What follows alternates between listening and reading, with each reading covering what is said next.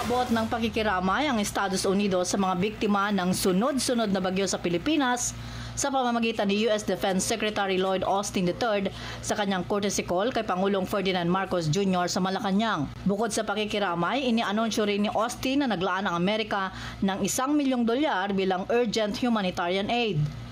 Mas palalakasin niya ang USAID at World Food Program. Bukod pa niya ito sa halos 100,000 pounds ng supply na nauna nang naipadala pagkatapos ng mga bagyo. Mr. President, I've authorized U.S. troops to help Philippine forces provide life-saving aid to the Filipino people. And the U.S. has also secured another $1 million in urgent humanitarian aid, and that will enhance the work of USAID and the World Food Program.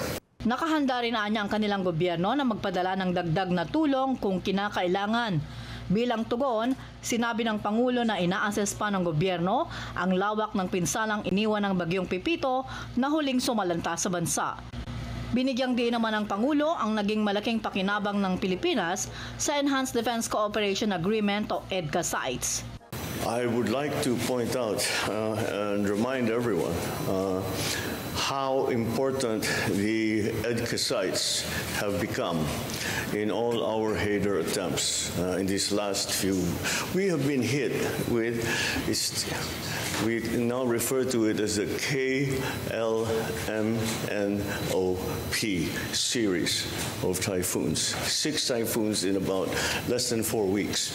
Nagamit niya ang EDCA sites para mag-abot ng tulong sa mga lugar na hindi maabot sa mga nakalipas na nagdaang bagyo. Para sa agenda, Aileen Taliping, Abante Radyo.